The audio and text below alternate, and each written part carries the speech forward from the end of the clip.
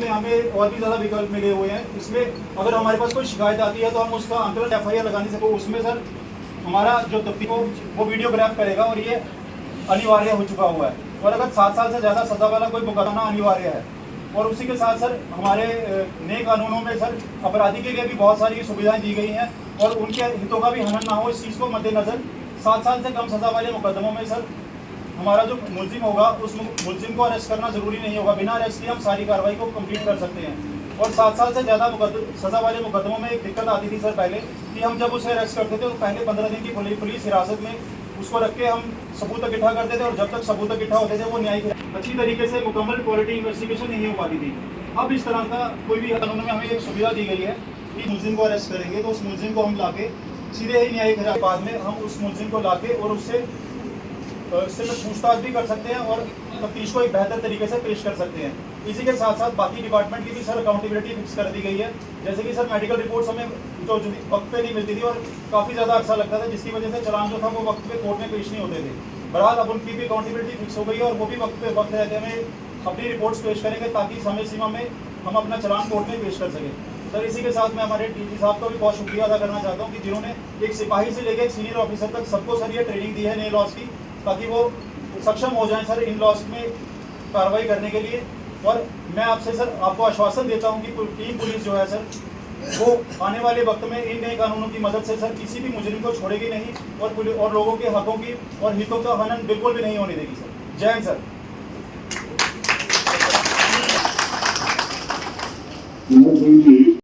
Deliver करने में sir अगर दर्जा अगर बात करें तो सर FIR लगाने में भी सर FIR का कंसेप्ट आ चुका है कि इंसान को जरूरी नहीं है कि थाने में आना, जिस तरह पहले बुलाया जाता था। अब वो कहीं से बैठ के किसी भी सोशल मीडिया के थ्रू भी एक एप्लीकेशन दे सकता है जिसकी FIR दर्ज हो जाएगी और कार्रवाई शुरू हो जाएगी, जिससे मुझे लगता है कि सर एक रियल टाइम में एप्लीकेशन हमारे पास आएगी और हम जल्दी से जल्दी सबूत इकट्ठा कर पाएंगे। जय हिंद। मैं inspector Kunal Singh Jamwal, honourable LG sir and other senior dignitaries. जय हिंद। मैं inspector Kunal Singh Jamwal SHO police आकलन पुलिस के नजरिए से करने जा रहा हूँ सर। जैसे कि FIR इस वक्त नहीं हो पा रहा है। अपनी बातचीत के साथ श्री अजय बंगाल जो कि एक लीगल प्रैक्टिशनर की नजर से हमें बताएंगे। मैं उनके बारे में मैं आपसे ये अनुरोध करती हूँ कि कृपया करके राष्ट्रगान के सम्मान में खड़े हो जाएं। पंजाब सिंध गुजरात मराठा विंध्य हिमाचल तब शुभ आशीष मांगे गावे तब जन मंगल दायक जय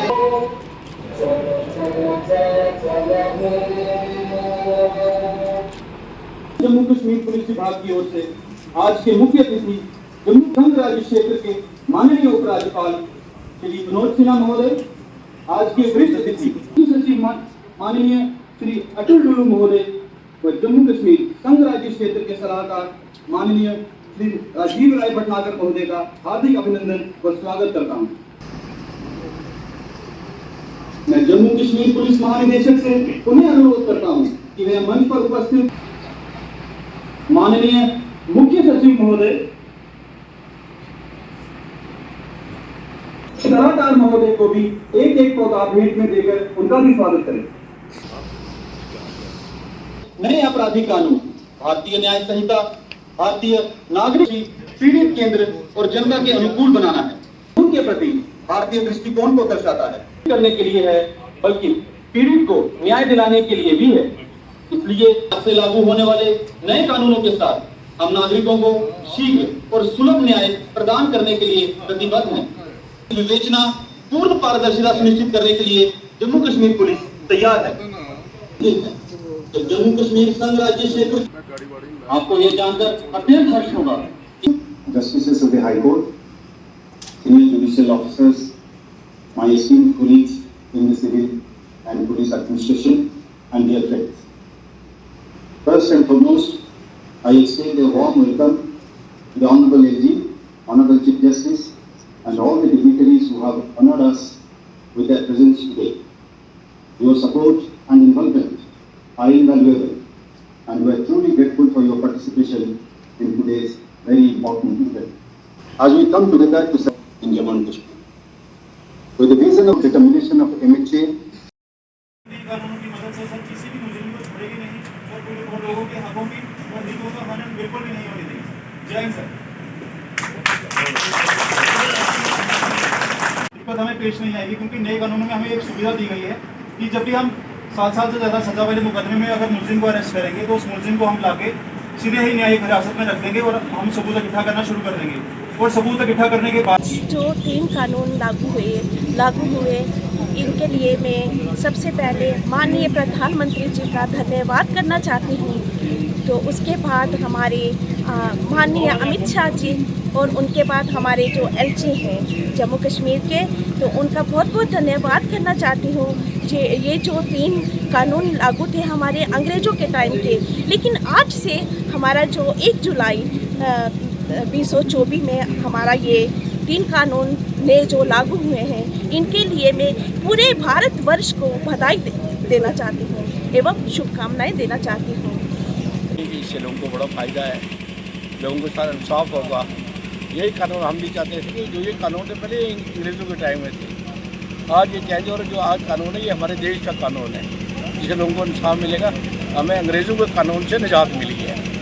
तो मैं हुकूमत का शुक्रिया अदा करता हूँ, LG का शुक्रिया अदा करता हूँ जिन्होंने ये नए कानून लाए और अंग्रेज़ों के कानून। डिस्ट्रिक्ट पुलिस ने जो यहाँ प्रोग्राम रखा था गवर्नमेंट डिग्री कॉलेज में, और जिसमें हमारे ऑनरेबल लेफ्टिनेंट गवर्नर साहब ने डायरेक्ट एड्रेस किया, और उसके साथ साथ जो यहाँ पर डेमो पेश किया गया, और डिफरेंट डिस्ट्रिक्ट्स के जो प्रोमिनेंट जो सोशल एक्टिविटीज़ थे और पुलिस ऑफिसर्स थे, उन्होंने जिस तरह से नए कवानीन के बारे में आगाह किया, एक्सप्लेन किया, मैं समझता हूँ कि ये बहुत अच्छी बात है।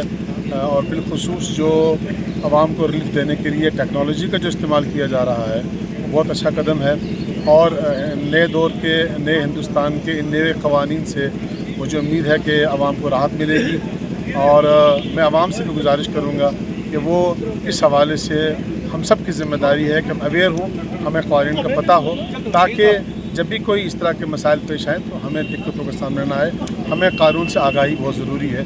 बहुत बहुत शुक्रिया। आज 1 जुलाई 2024 में पूरे भारतवर्ष में जो है वो जो नए 3 कानून आए हैं, IPC रिप्लेस हुई है, क्रिमिनल CRPC रिप्लेस हुई है और एविडेंस एक्ट जो है वो रिप्लेस हुआ है।